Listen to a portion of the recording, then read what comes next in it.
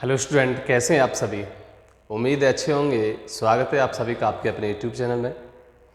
आज आपकी class number 38 SSC GD GS study में आपका और क्लास है आपकी। आज जीएस के जो क्वेश्चन है आपको जो आपको कल कराई गई थी क्लास, उसी का नेक्स्ट पार्ट आज आपको हम कराने वाले हैं। और एसएससी जीडी जीएस स्टडी जो आपका है वो आपका क्वेश्चन सीरीज के उस पे पैटर्न पे होगा। किस पे होगा?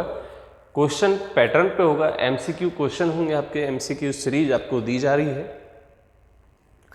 ताकि आपको ज़्यादा से ज़्यादा क्वेश्चन मिल सकें और उनको आप सॉल्व कर सकें, ताकि आपको पेपर में कोई भी प्रॉब्लम ना आए। जो भी आपका क्वेश्चन है, जो भी जीएस का वहाँ पे आपको क्वेश्चन मिलेगा, सभी को मिलाकर आप जीएस में अच्छा स्कोर कर सकें और पूरे ही पेपर में आप अच्छा स्कोर कर सकें। और मुझे लगता है, जहाँ तक जानकारी हमें मिली है, कि आपकी एग्ज़ाम डेट भी जल्दी ही अनाउंस हो जाएगी।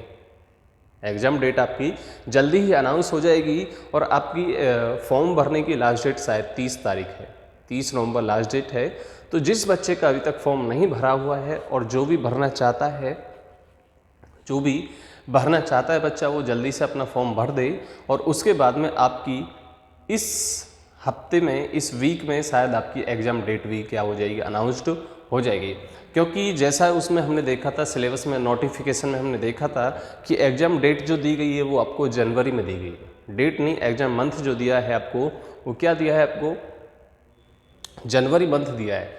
लेकिन उसमें एग्ज़ाम डेट हमें अनाउंस नहीं थी। तो जैसा कि कुछ जानकारी मिल रही है सूत्रों के अनुसार, तो उसमें ये देखा गया है कि जनवरी में ही आपका एग्ज़ाम होना है और वो 10 जनवरी के बाद में आपका एग्ज़ाम होना है।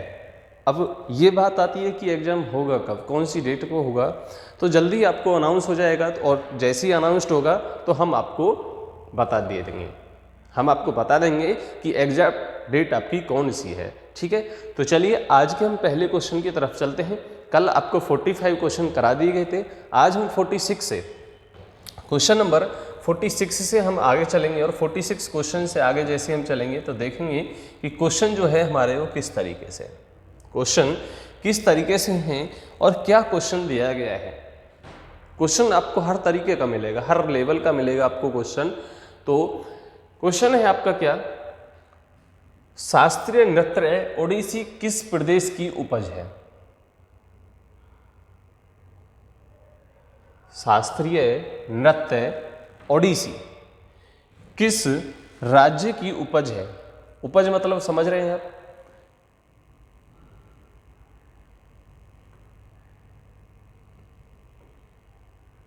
एक मिनट।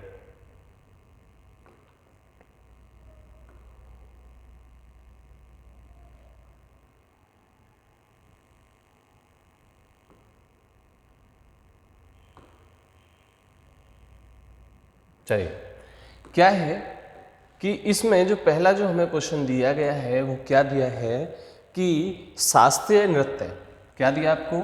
शास्त्रीय नृत्य ओडिसी किस प्रदेश की उपज है, मतलब किस देश से ये शुरू हुआ था, किस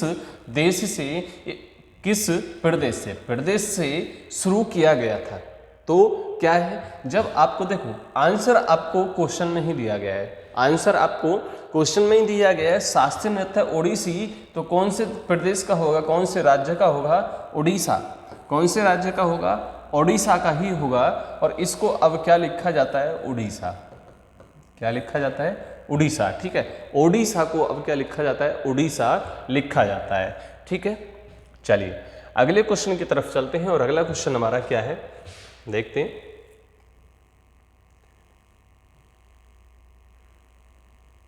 चलिए, क्वेश्चन नंबर 47।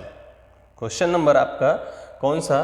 47 है। 47 क्या है? 5वीं पीढ़ी के कंप्यूटर में क्या उपलब्ध नहीं है? 5वें जो हमारे कंप्यूटर हैं, 5th जनरेशन, तो अभी जो हमारी जनरेशन जो चल रही है वो कौन सी चल रही है? हमारी 5th जनरेशन चली हुई है। और 5th जनरेशन में क्या चीज़ उपलब्ध नहीं है? क्या चीज उपलब्ध नहीं है? तो बोलने की पहचान, बोलने की पहचान, आजकल के जो कंप्यूटर हैं हमारे वो बोलने की पहचान को क्या कर लेते हैं? पहचान लेते हैं। उसके बाद में कृत्रिम बौद्धिकता वो भी है, ठीक है। अत्यधिक एकीकरण वो भी है, लेकिन निर्वात ट्यूब नहीं है, लेकिन निर्वात ट्यूब नहीं है आज की जनरेशन में। मतलब आज की जनरेशन कौन सी? 5वीं जनरेशन, 5th जनरेशन। और 5th जनरेशन आपकी कब से है? 1980 से। कब से है आपकी? 1980 से आपकी 5th जनरेशन, 5 जनरेशन, 5th जो जनरेशन है आपकी, 5वीं जो पीढ़ी है, 5वीं जनरेशन जो है आपकी, वो कब से चली हुई है आपकी? 1980 से। और अब तक क्या है? ऑनवर्ड है। ऑनवर्ड आपका मतलब अभी तक आपकी चल रही है, ठीक है। चलिए अगले क्वेश्चन आंसर हो गया। आंसर कौन सा हो गया? D option. कौन सा हो गया आपका? ऑप्शन नंबर डी क्या हो जाएगा हमारा? राइट आंसर हो जाएगा, ठीक है। चलिए आगे बात करते हैं अगले क्वेश्चन की। और अगला क्वेश्चन हमारा क्या है? क्वेश्चन है किसी कंप्यूटर में जोड़ने, तुलना करने और मिलाने के कार्य कहाँ होते हैं? कहाँ होते हैं? तो जोड़ने मतलब प्लस करना, तुलना करना बराबर करना, या मिलाने, मिलाने मतलब ये भी आपका क्या हुआ? एक तरह से जोड़ना हुआ, ठीक है। तो कहाँ होते हैं वो? तो आपको कहाँ बताना है? सीपीयू चिप में होते हैं, फ्लॉपी डिस्क में होते हैं, हार्ड डिस्क में होते हैं, या स्मृति चिप में होते हैं। कौन सी चिप में होते हैं? ऐसी कौन सी हमारी चिप है जिसमें वो होते हैं? तो हमारा जो राइट आंसर है इसमें वो कौन सा? Option number D. कौन सा? ऑप्शन नंबर डी, कि जो जोड़ने, तुलना करने और मिलाने के लिए जो होते हैं वो कहाँ होते हैं? हमारे स्मृति चिप में होते हैं। चलिए अगले क्वेश्चन की तरफ चलते हैं। और अगला क्वेश्चन हमारा क्या है? क्वेश्चन है मोनालिसा का सुप्रसिद्ध चित्र किसने बनाया था? मोनालिसा का सुप्रसिद्ध चित्र किसने बनाया था? तो आपको बताना है कि किसने बनाया था।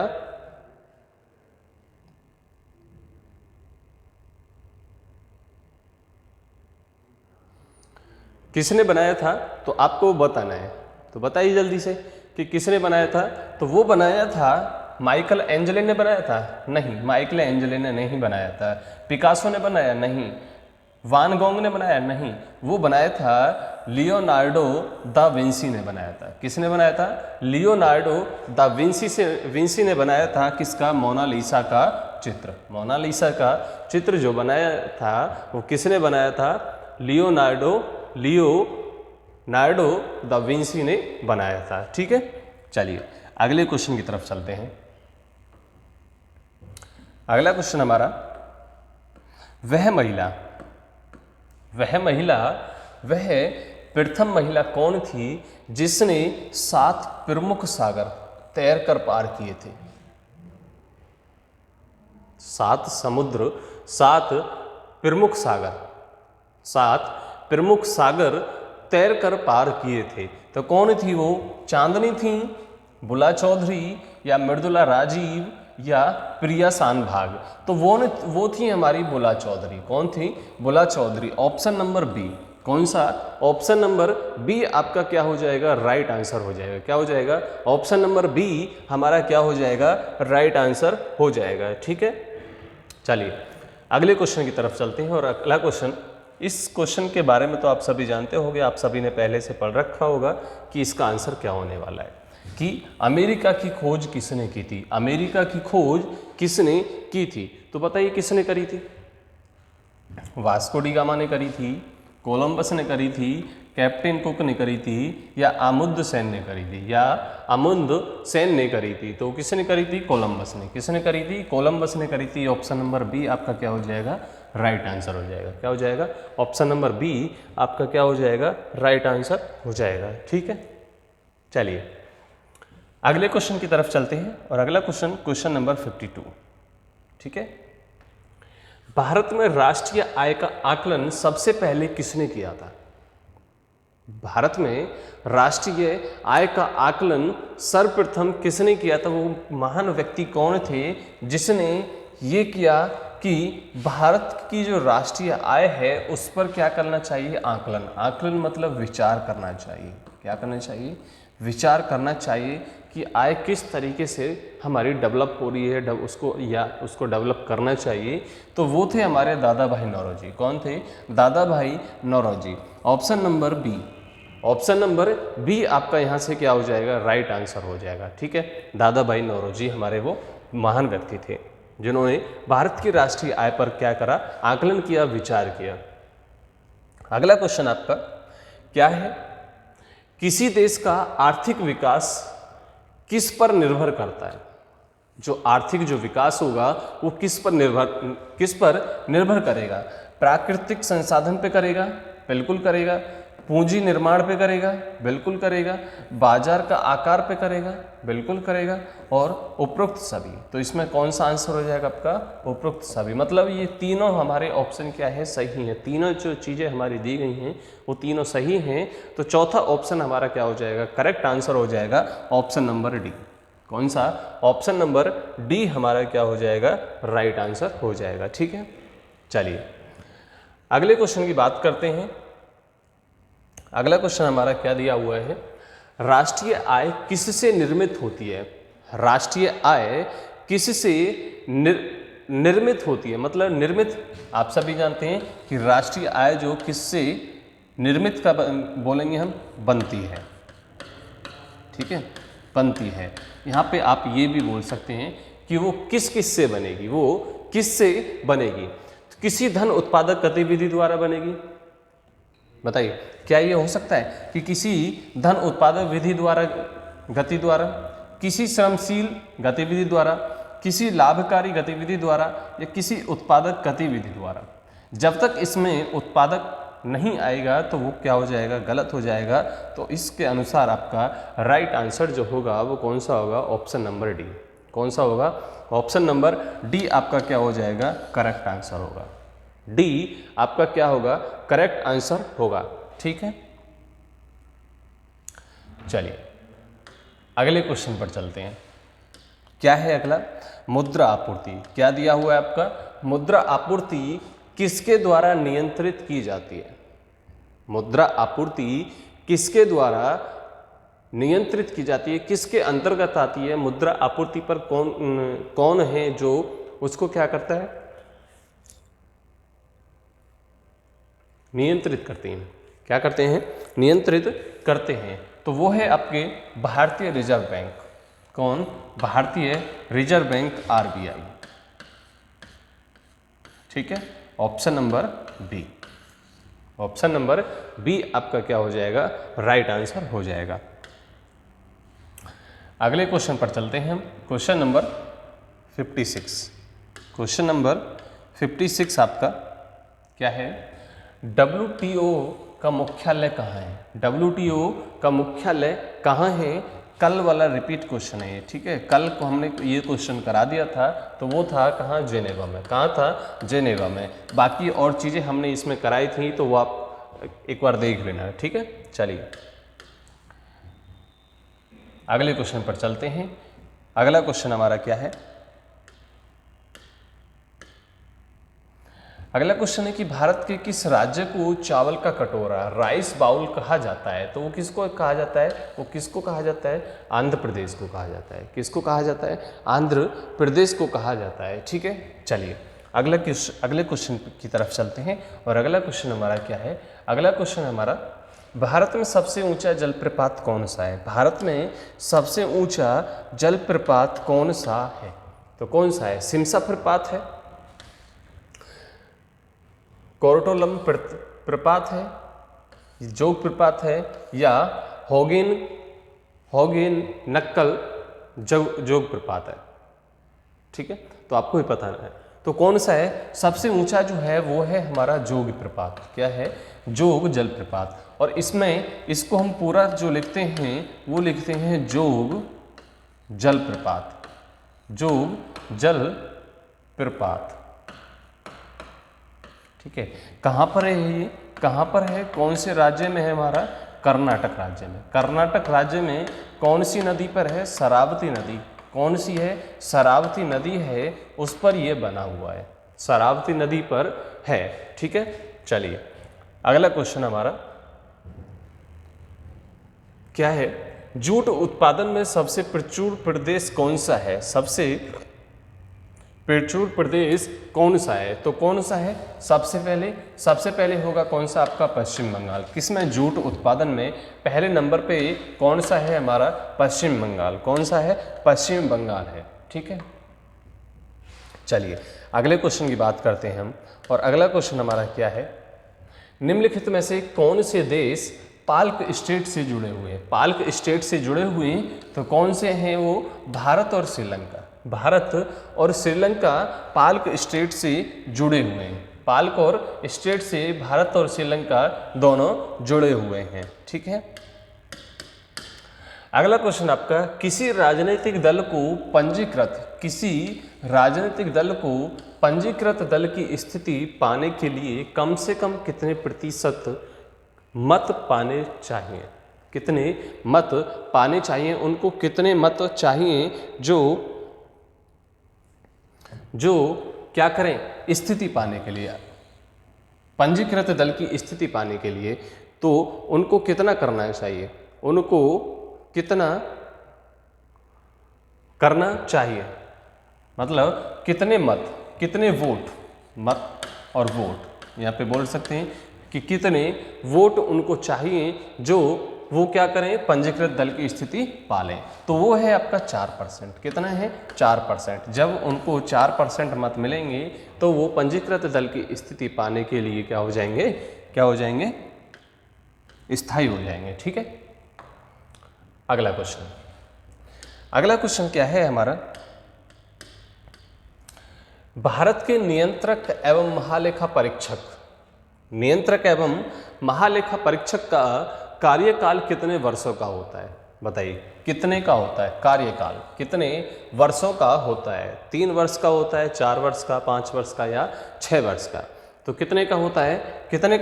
6 वर्ष का होता है। कितने का होता है? 6 वर्ष का होता है। Option number D. कौन सा? ऑप्शन नंबर डी आपका क्या हो जाएगा? राइट आंसर हो जाएगा। ठीक है, चलिए अगले क्वेश्चन की तरफ चलते हैं। और अगला क्वेश्चन हमारा,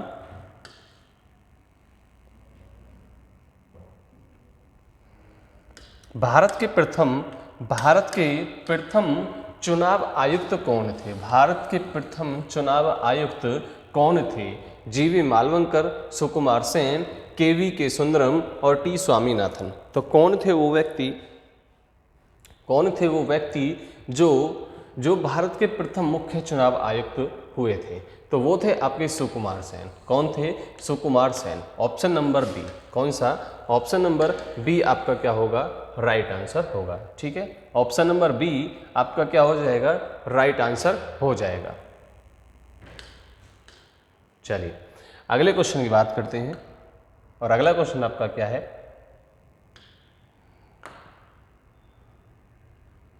अगला क्वेश्चन है हमारा, सर्वोच्च न्यायालय के न्यायाधीश की सेवानिवृत्ति की आयु कितनी होती है? सेवानिवृत्ति मतलब रिटायरमेंट।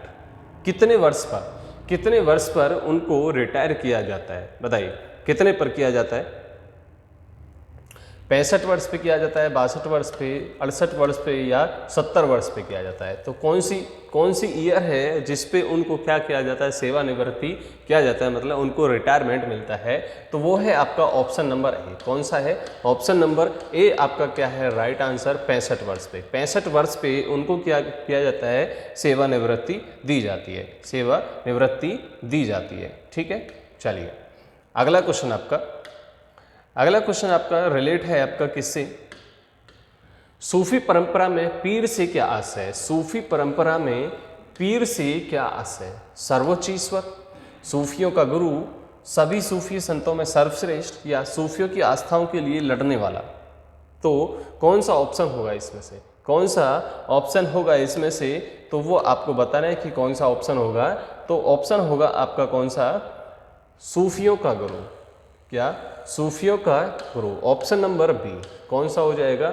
ऑप्शन नंबर बी आपका क्या हो जाएगा? यहाँ से राइट आंसर हो जाएगा। ठीक है, चलिए अगले क्वेश्चन की बात करते हैं।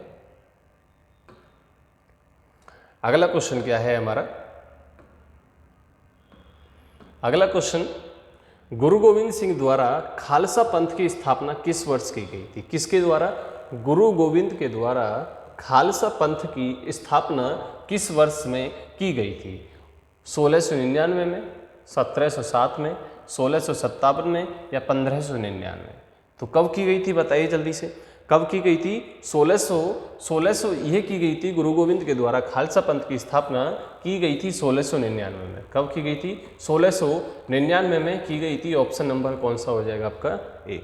कौन सा हो जाएगा? ऑप्शन नंबर ए आपका क्या हो जाएगा? राइट आंसर हो जाएगा। ठीक है, चलिए अगले क्वेश्चन की बात करते हैं। क्वेश्चन नंबर 68, क्वेश्चन नंबर 68 की बात करते हैं। कौन सा होगा? पंचशील के सिद्धांतों का प्रस्तावक कौन था?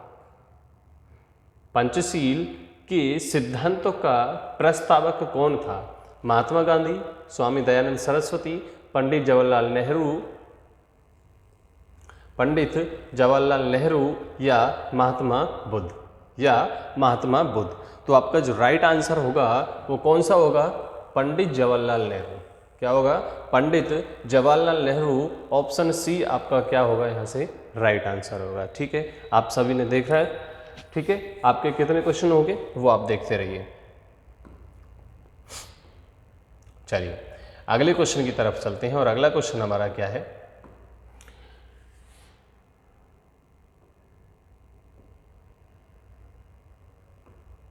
बताइए क्या होगा इसका आंसर है हमारा? क्या 12 अप्रैल 1944 को सुभाष चंद्र बोस ने एक नगर में भारतीय राष्ट्रीय सेना का झंडा फहराया था। किसने?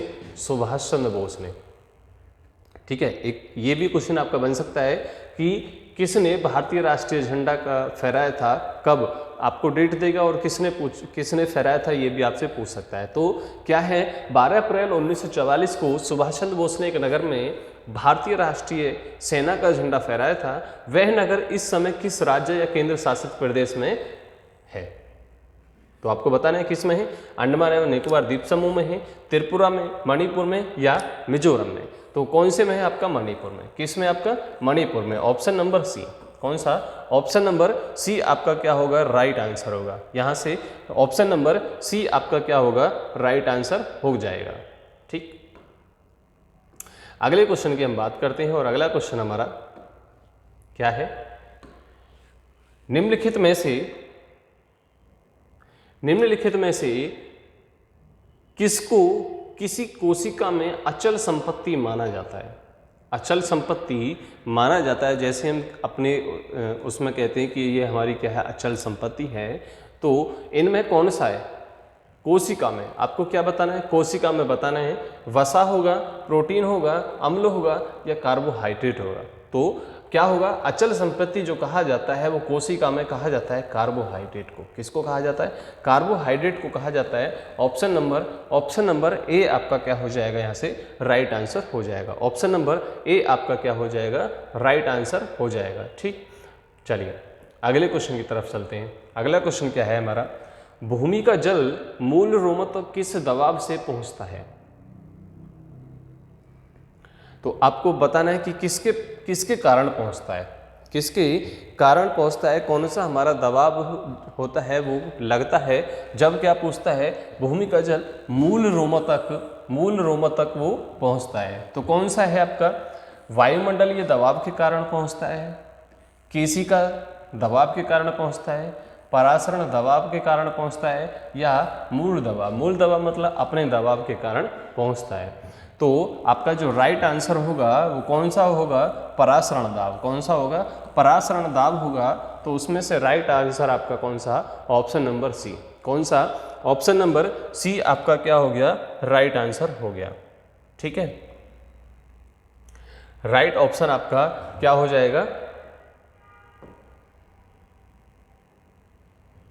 चलिए अगला क्वेश्चन आपका क्या है कि मधुमक्खियों के प्रजनन एवं प्रबंधन को क्या कहते हैं? इसको क्या कहते हैं? अब आपको क्या कहा गया है? क्या क्या ऑप्शन दिए गए? सेरिकल्चर दिया हुआ है, सिल्वीकल्चर दिया हुआ है, पिस्सीकल्चर दिया हुआ है और एपीकल्चर दिया हुआ है। तो हम देखेंगे कि सेरीकल्चर जो है, सेरीकल्चर किससे, सेरीकल्चर रेशम कीट से है। किससे? रेशम से। हम बोल सकते हैं इसको रेशम से क्या है, संबंधित है। रेशम, रेशम से संबंधित,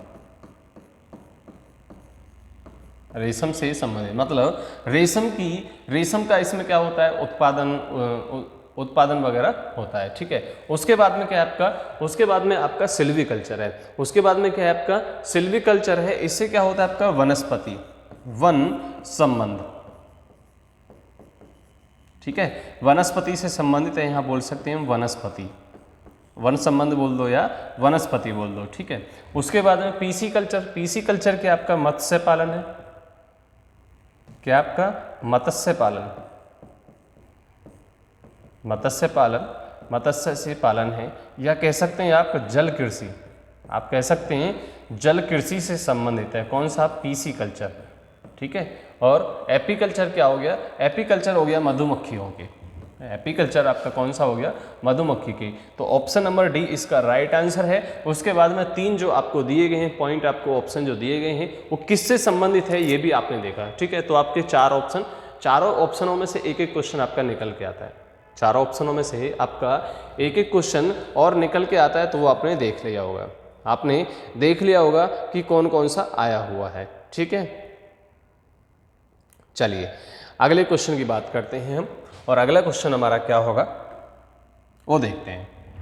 क्या है हमारा क्वेश्चन नंबर 73, क्वेश्चन नंबर हमारा 73 हमारा क्या है, रक्त के स्कंदन हेतु कौन सा विटामिन आवश्यक है। रक्त के स्कंदन हेतु कौन सा विटामिन आवश्यक है। Vitamin B, vitamin C, vitamin K, vitamin E. तो कौन सा है हमारा, विटामिन के। कौन सा है, विटामिन के हमारा आवश्यक है। किसके लिए, रक्त के स्कंदन के हेतु। रक्त के स्कंदन हेतु विटामिन के हमारा सबसे आवश्यक है, आवश्यक विटामिन है। चलिए अगला क्वेश्चन हमारा क्या है, लाल रक्त कणिकाएं, लाल रक्त कणिकाओं का औसत जीवन काल, क्या औसत जीवन काल लगभग कितने समय का होता है। लगभग कितने समय का होता है। 100 से 200 दिन का होता है, 100 से 120 का होता है, 160 से 180 दिन का होता है, या 150 से 200 दिन का होता है। तो आप सभी ने ये पढ़ा होगा, आप सभी ने ये पढ़ा होगा कि कितना होता है। तो वो होता है आपका 100 से 120 दिन का होता है। 100 से 120 दिन का होता है। Option number B, option number B आपका क्या हो जाएगा, राइट आंसर हो जाएगा। ऑप्शन नंबर बी आपका यहाँ से क्या होगा, राइट ऑप्शन हो जाएगा। चलिए अगला क्वेश्चन हमारा, अगला क्वेश्चन है, शीत ऋतु में पशुओं के प्रसुप्त काल को क्या कहते हैं। अब बताइए आप, शीत ऋतु में पशुओं के प्रसुप्त काल को क्या कहते हैं। एस्टिवेशन कहते हैं, पहला ऑप्शन आपका। रीजेनरेशन कहते हैं, म्यूटेशन कहते हैं, या हाइबरनेशन कहते हैं, या हाइबरनेशन कहते हैं। तो ऑप्शन जो आपका राइट आंसर जो होगा वो होगा ऑप्शन नंबर डी। कौन सा होगा, ऑप्शन नंबर डी आपका यहाँ से क्या होगा, राइट आंसर हाइबरनेशन। क्या बोलते हैं हम, हाइबरनेशन बोलते हैं किसको, शीत ऋतु में पशुओं के प्रसुप्त काल को। प्रसुप्त काल को हम क्या बोलते हैं, हाइबरनेशन बोलते हैं। क्या बोलते हैं, हाइबरनेशन हम बोलते हैं। अगला क्वेश्चन हमारा क्या है, निम्नलिखित में से कौन सा सर्वोत्तम विद्युत चालक है। सर्वोत्तम विद्युत चालक है, तो आप सभी को पता है, आप सभी को पता है कि कौन सा इसमें से सबसे ज़्यादा, कौन सा सबसे ज़्यादा क्या है, सर्वोत्तम विद्युत चालक है। किसमें, निम्नलिखित में से कौन सा है। तो कौन सा है आपका बताइए, तांबा है, लोहा है, चांदी है, या एल्यूमिनियम है। तो कौन सा है सर्वोत्तम विद्युत चालक जो है, सर्वोत्तम विद्युत चालक हमारा कौन सा, चांदी। कौन सा, चांदी। Option number C, option number C हमारा क्या हो जाएगा, राइट आंसर हो जाएगा। ठीक है। चलिए नेक्स्ट क्वेश्चन की तरफ बढ़ते हैं, और नेक्स्ट क्वेश्चन हमारा क्या है, क्वेश्चन नंबर 77, क्वेश्चन नंबर 77, उड़ान अभिलेखी का तकनीकी नाम क्या है। उड़ान अभिलेखी का तकनीकी नाम क्या है। गहरा बॉक्स है, अंधा बॉक्स है, काला बॉक्स या ऊंचाई मापी यंत्र, या ऊंचाई मापी यंत्र है। तो कौन सा है बताइए जल्दी से इसमें से, कौन सा ऑप्शन होगा हमारा ऐसा जिसको हम उड़ान अभिलेखी का तकनीकी नाम देंगे, तो वो है हमारा काला बक्सा। कौन सा? काला बक्सा, ऑप्शन नंबर सी। कौन सा? ऑप्शन नंबर सी आपका क्या होगा? राइट आंसर होगा। क्या होगा? राइट आंसर आपका क्या हो जाएगा? Option number C. क्या हो जाएगा?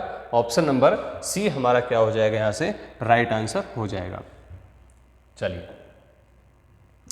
अगला क्वेश्चन हमारा क्या है, निम्नलिखित में से कौन सा कंप्यूटर नेटवर्क नहीं है? कौन सा कंप्यूटर नेटवर्क नहीं है? तो कौन सा है? विस्तृत क्षेत्र नेटवर्क ये होगा, स्थानीय क्षेत्र नेटवर्क होगा, व्यक्ति नेटवर्क होगा, या महानगरीय क्षेत्र नेटवर्क होगा। तो कौन सा होगा? इसमें से होगा आपका ऑप्शन नंबर सी। कौन सा होगा? ऑप्शन नंबर सी आपका क्या होगा? राइट आंसर होगा। कौन सा होगा? ऑप्शन नंबर सी हमारा यहाँ से क्या हो जाएगा? राइट आंसर हो जाएगा। ठीक है, चलिए अगले क्वेश्चन की बात करते हैं। और अगला क्वेश्चन हमारा क्या है? क्वेश्चन है, उर्वरकों के निर्माण में निम्नलिखित में से कौन सा तत्व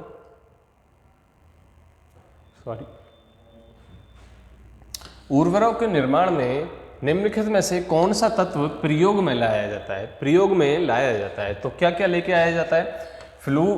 फ्लोरीन को लाया जाता है, सीसा को लाया जाता है, एल्यूमिनियम को लाया जाता है, या पोटेशियम को लाया जाता है। तो आप सभी ये जानते हैं, आप सभी ये जानते ही हैं कि अगर हम फ्लोरीन को डालेंगे तो क्या हमारी क्या उर्वरक जो होंगे यहाँ संबंध किससे है? संबंध किससे? हमारा खेती से संबंध है। उर्वरक कहाँ यूज होते हैं? ज़्यादा हमारे खेती में यूज होते हैं। अगर हम फ्लोरीन को डालेंगे तो क्या होगा? अगर हम खेती में सीसा को डालेंगे, लेड को डालेंगे तो क्या होगा हमारा? और उसके बाद में जब हम एल्यूमिनियम को डालेंगे तो क्या होगा? खेती सही से हो पाएगी? नहीं हो पाएगी। तो हम क्या डालते हैं? पोटेशियम। क्या डालते हैं हम? पोटेशियम डालते हैं, जिससे हमारे उर्वरक जो होते हैं उनसे क्या होती है? खेती जो अच्छी हो जाती है। क्या होती है? अच्छी हो जाती है। चलिए अगला क्वेश्चन हमारा क्वेश्चन नंबर 80। क्वेश्चन नंबर 80 क्या कहता है हमारा? क्या पूछा है क्वेश्चन में? प्राकृतिक रबड़ किसका बहुलक है? प्राकृतिक रबड़ किसका बहुलक है? आइसोप्रीन का है, स्टाइरिन का है, एथिलीन का है, या ब्यूटाडाइन का है? तो इसमें से हमारा जो ऑप्शन दिया हुआ है वो कौन सा ऑप्शन होगा जो राइट आंसर होगा?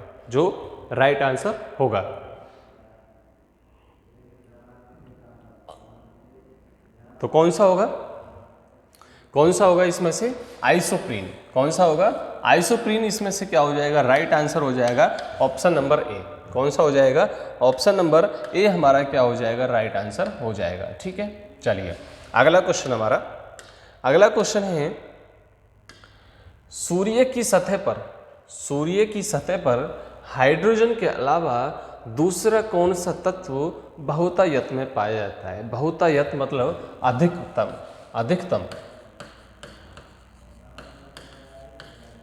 अधिकतम मात्रा में पाया जाता है। हीलियम पाया जाता है, आर्गन पाया जाता है, नियोन पाया जाता है, या ऑक्सीजन पाया जाता है। तो क्या पाया जाता है सबसे ज़्यादा? किसके बाद में?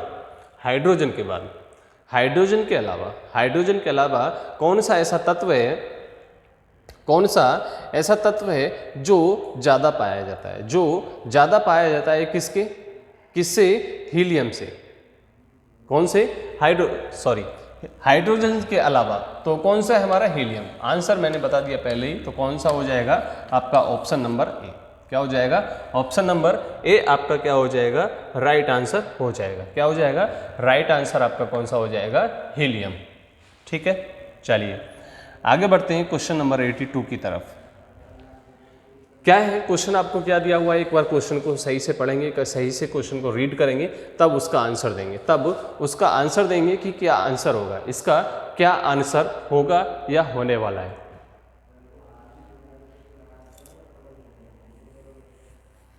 क्वेश्चन है आपका निम्नलिखित में से कौन सा एलपीजी का प्रमुख घटक है?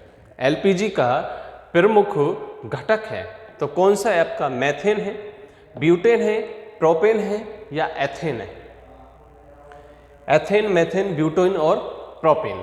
तो कौन सा इसमें से आंसर होगा, कौन सा इसका राइट आंसर होगा? तो वो होगा आपका ऑप्शन नंबर सी। कौन सा होगा? Option number C, propane. कौन सा होगा? प्रोपेन आपका क्या हो जाएगा? राइट आंसर हो जाएगा।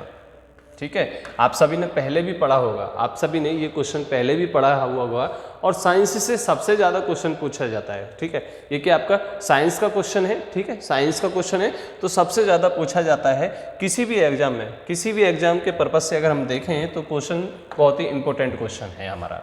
ठीक है, चलिए अगला क्वेश्चन हमारा क्या है? क्वेश्चन नंबर क्या है हमारा? क्वेश्चन नंबर है हमारा IUCN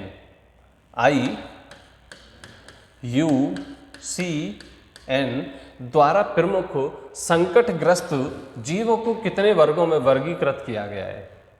जीवों को कितने वर्गों में वर्गीकृत किया गया है? 4 वर्गों में किया गया है, 6 में, 5 में या 7 वर्गों में? या 7 वर्गों में। तो हमारा राइट आंसर कौन सा हो जाएगा? Option number A. कौन सा हो जाएगा?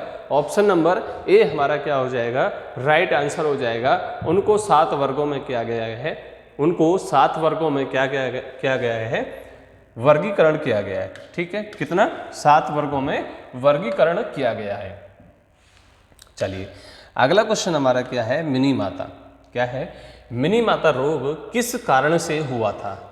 मिनी माता रोग किस कारण से हुआ था? तो आप सभी जानते होंगे, आपने पढ़ा होगा कि किस के कारण हुआ था। किस के कारण हुआ था तो बताइए जल्दी से। पारे के कारण हुआ था, जस्ता के कारण, कैडमियम के या सीसा के कारण हुआ था? तो बताइए किसके द्वारा हुआ था? सबसे पहले ये किसके कारण हुआ था? ये हुआ था पारे के कारण। क्या हुआ था? पारे के कारण। तो option number A, option number A हमारा क्या हो जाएगा? राइट आंसर हो जाएगा। ऑप्शन नंबर ए हमारा क्या हो जाएगा? राइट आंसर हो जाएगा। ठीक है, चलिए अगला क्वेश्चन हमारा किससे है? डॉलर, वो युआन। किससे है? मुद्रा से। किससे है? मुद्रा से रिलेटेड क्वेश्चन है। क्या पूछा है? युआन किस देश की मुद्रा है? क्या पूछा है आपसे? युआन किस देश की मुद्रा है? जापान की है, इटली की है, यूगोस्लाविया की है या चीन की है? या चीन की है। तो किसकी है? चीन की। युआन मुद्रा है किसकी? चीन की। Option number D. क्या? ऑप्शन नंबर डी आपका क्या हो जाएगा? राइट आंसर हो जाएगा। क्या हो जाएगा? राइट आंसर आपका हो जाएगा। ठीक है, चलिए अगले क्वेश्चन की बात करते हैं। Question number 88। क्वेश्चन नंबर 88 की बात करते हैं। क्वेश्चन नंबर 88 क्या है हमारा? निम्नलिखित में से कौन सा प्रक्षेप